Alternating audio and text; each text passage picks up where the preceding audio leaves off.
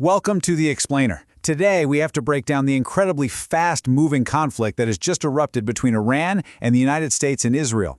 So let's just dive right in. On what seemed like a totally normal day, diplomacy didn't just fail, it shattered. And the world was absolutely caught off guard as massive military operations began, plunging the Middle East into a brand new and incredibly dangerous chapter. And this is the moment that changed absolutely everything. The targeted killing of Ayatollah Ali Khamenei, that wasn't just another military strike. It was a direct decapitation of the Iranian regime. And it set off an immediate, violent chain reaction that is now ripping across the entire region. Okay, so let's start at the beginning. We're going to look at those absolutely stunning initial events, the ones that kicked off this full-scale war. You know, this war brought years of really tense negotiations over Iran's nuclear program to a sudden, violent end.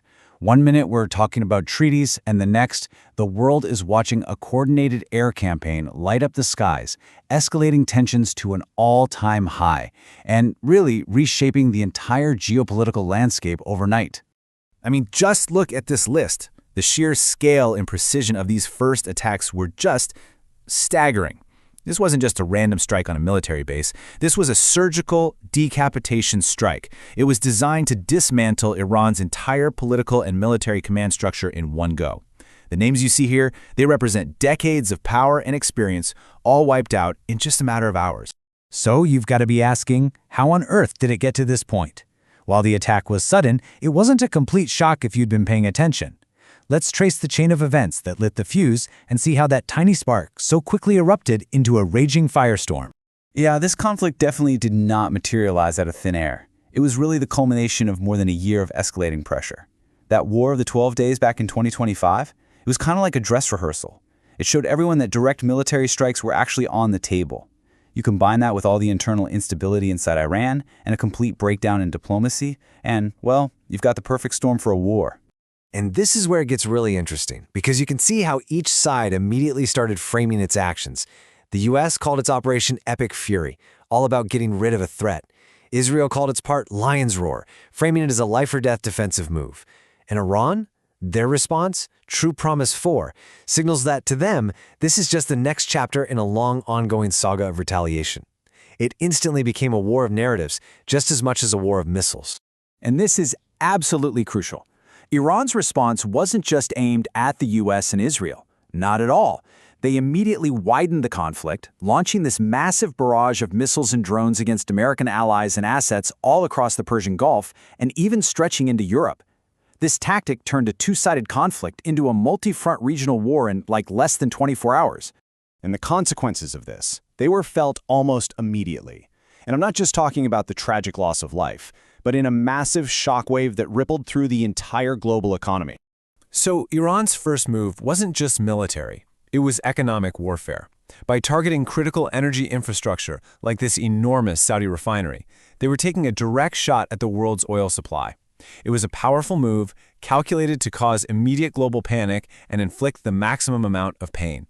And here are the numbers that show just how much that hurt. By closing the Strait of Hormuz, that's a choke point for a fifth of the world's oil. Iran triggered an instant energy crisis. Oil prices surged, sure, but look at European natural gas. It spiked 53% in just 2 days. That really shows you just how connected and how fragile our global energy markets really are.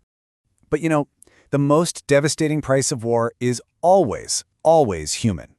Behind all the strategy and the economics, you find a number like this, 165. And that is not a military statistic. That's the number of schoolgirls reportedly killed in a single strike on the Shajareh Tayyabeh Primary School in Minab, Iran. This description, it just cuts through all the geopolitical noise, doesn't it? It's a heartbreaking reminder that alongside all the strategic military losses, the civilian toll, especially among the most vulnerable, has been absolutely catastrophic. Now, we have to be super clear, these numbers are highly contested. They're coming directly from the countries at war. But even so, they paint a really grim picture. We're seeing claims of huge military losses on the Iranian side, but we also have confirmed tragic numbers of civilian dead and injured. And at the same time, both the U.S. and Israel have also reported casualties. It just goes to show that the loss of life is being felt across every side of this conflict. So, as this war continues to unfold, the international community is finding itself completely and deeply fractured. Old alliances are being tested, and frankly, the entire world is just holding its breath. Right away, this conflict drew new lines in the sand. You had key Western allies like the UK, France, and Germany quickly fall in line behind the US and Israel. But on the other side, you've got a major power like China voicing support for Iran.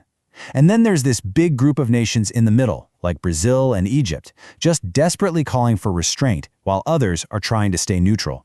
The world is clearly and dangerously divided. And that right there is the terrifying, unanswered question. This isn't some historical event we can analyze with perfect hindsight. This is an active, unpredictable, and still expanding war. The answer to what happens next won't just define the future of the Middle East. It is absolutely going to shape global security for decades to come.